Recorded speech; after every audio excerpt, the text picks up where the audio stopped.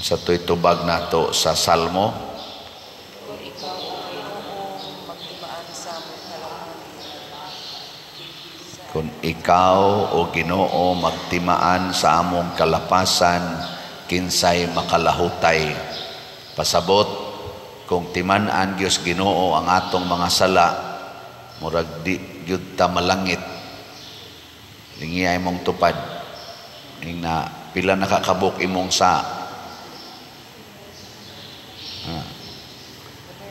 Pero ang Ginoo baya mga igsoon, ginganlan baya na siya all-knowing. Unya, ginganlan po na siya infinitely intelligent. So pasabot, why makaikyas sa iyang huna-huna na timan-an niya tanan. Hastagong atong buhok, iya gud nang giihap.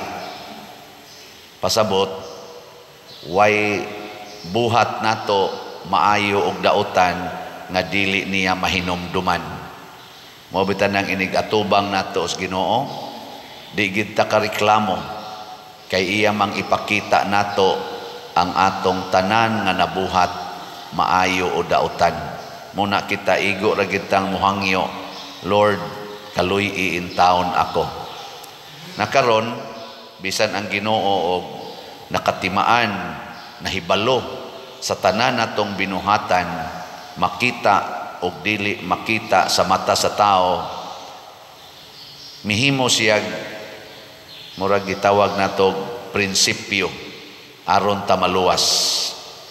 Niya sa unang pagbasa, sulat ni propeta basahon ni propeta Ezekiel chapter 18, timan-i gini ninyo. Ako mao sa niya akong gitiman-an, bugo magyud ko aning pagtimaan ani mga bersikulos Bible, pero kanigi akong gitiman-an, usan ni sa akong gitiman-an Ezekiel chapter 18. Gisulti dinhi sa Ginoo, ang taong makasasala kung maghimog maayo og mubiya sa iyang mga sala, iyang tagaan og kinabuhi. Pasabot, pasayloon og kalimtan na niya ang tanang mga sala ni anang tawhana og malangit siya. Nya iya sang gibutang dire, apan kun ang taong matarong magbuhat og sala, matud pa niya diri, dili na gayud hinumduman ang mga matarong niyang buhat, busa mamatay siya. Pasabot, ibanlod sa impyerno. Mao ni atong bantayan. Ang Ginoo isa, sige, nihangyo man mo nga di ko magtimaan sa inyong buhat. Unsa may akong buhaton, mo focus ko kung unsay katapusan ninyong gibuhat at present. Mo na inig atubang natos Ginoo, di na siya mohinumdom adtong nangagi unsa may katapusan natong gibuhat, maura na iyang tan-awon. Plus karon, galingkod mo ron diha, ako nagmisa ko diri, ang tan-awon sa Ginoo unsa roy akong gibuhat. Di na siya mohuna-huna, kaning tawhana nakatabang ni kapilinya, nagsulisit ni adtong daghan kayong mga panginahanglan. Di na nahinumdumas Ginoo. Ang hinumdumas Ginoo karon. Gi ko na be, lingiyay mong tupad ing na karong orasa unsa man ka buotan o buangon. Karon ba karong orasa o buotan ka, congratulations. Ay nalang pagunahon na sa sunod oras. Karon yun. Karon kay mao maroy present. Future pa man na ikalas 10, alas 12, alas 2 hapon, gitawag pa nag future time. O may siguro maabot pa ka dito. Karon mo na importante.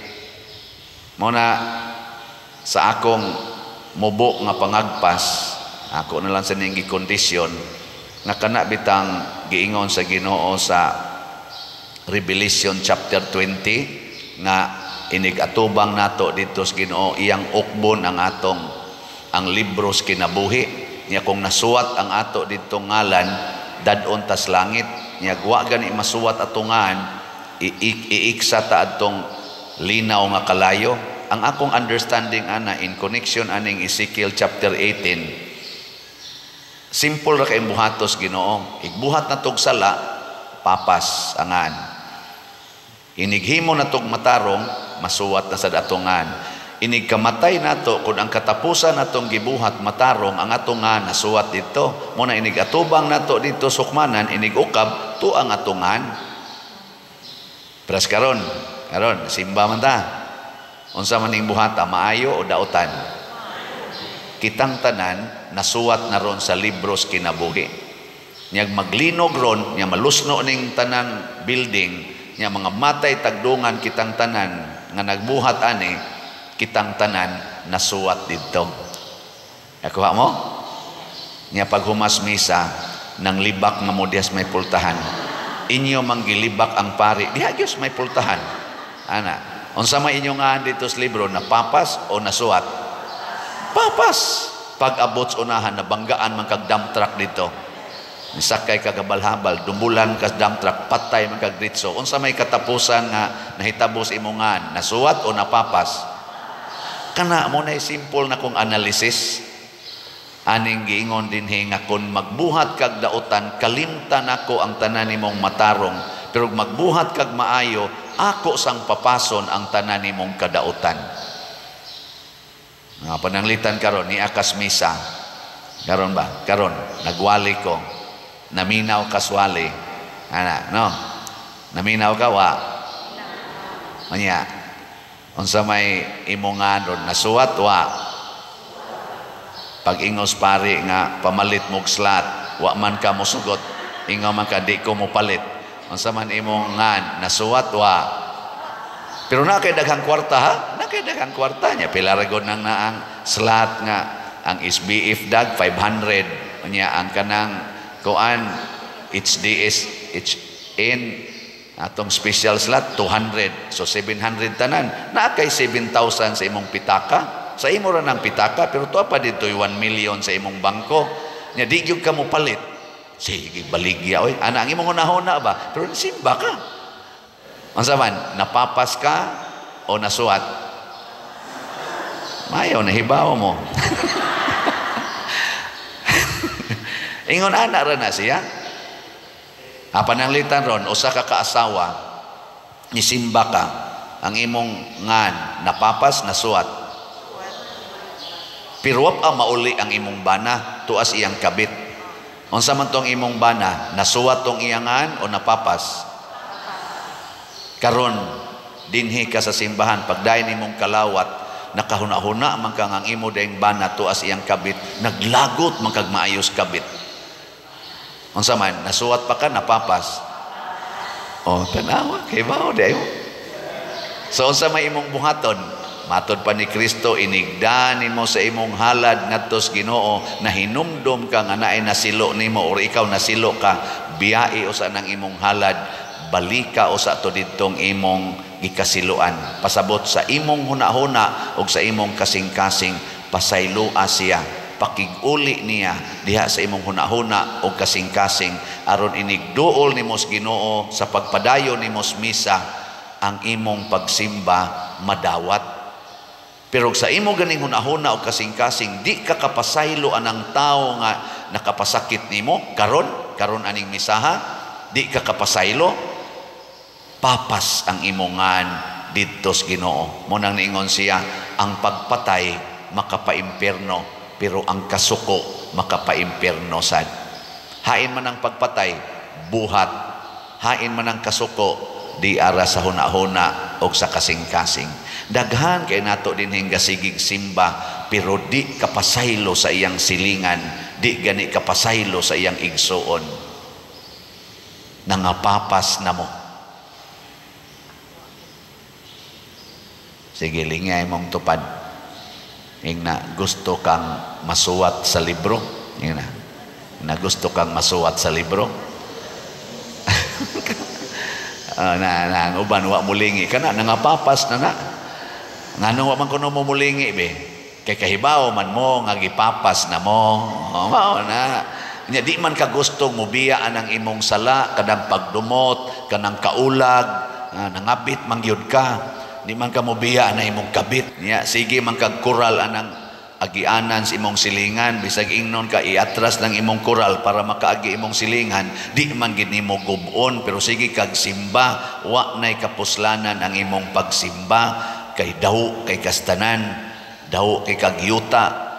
Na uban purting dakuas yuta gid niya tagpila ka ektarya, pero naay agianan sa ilang kaning gitawag tong public road, binlan ra gyud 3 meters nga di magkasugat ang sakyanan, kuralon gyud concrete, purting hawana ngadto sa sulod, purting yung dakuas yuta, abot pa ngadto sa bukid ang kural, pero diring agianan sa publiko di gyud tagaan, bisag 2 meters na lang ang width.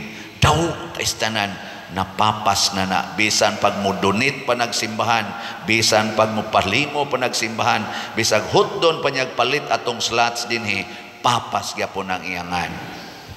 Kay naay usa ka sala nga di niya buhian, ang kadawo. Ay ko ninyong tutuki, kay pariharata nga papasunon. Maglumba tag buhat og maayo para masuwat atongan. Di na concern sa Ginoo unsa ta kabuutan, unsa kadaghan ang kunuhay na buhat natong maayo. Iya ra nang kalimtan, basta inig atubang nato niya ang katapusan natong gibuhat sala gani, iksa gitas impierno. Muna hangyo tas Ginoo, Ginoo ayaw pagtimaan sa among mga kasalanan. Ingong Ginoo, sige, di nako timanan, pero be sure nga inig atubang ni Monako ang imong gida nga buhat maayo. Kay mo atubang ikanako nga dautan ang imong gibuhat, di sad nako hinumduman ang imong maayo. Anha ra ko mo focus unsay imong present situation. Muna kanus aman ta maghinulsol, kanus aman ta mobiya sa atong sala, ayaw inang ugma karon na. Kung karon makadungog kamo sa iyang tingog, matod pa sa Salmo, ayaw patig-aha ang inyong mga kasing-kasing. Kung giingnan ka karos Ginoo palit og slot, kay nagkinahanglan kaayo ang kumbinto, ang atong mga activities dire, nya naa jud kay 500 pesos, naa jud kay 200 pesos, ayaw na patig-aha imong kasing-kasing. Basig unyang taod-taod mabangga na ka, basig unyang taod-taod atakiho na ka. Ang imong kadaw, ang imong refusal sa paghatag sa naa nimo ngadto sa simbahan, basig maoy mo banlod nimo sa impierno. Dili ni pagpanghulga, kung dili pagpatinaw unsay standard sa Ginoo.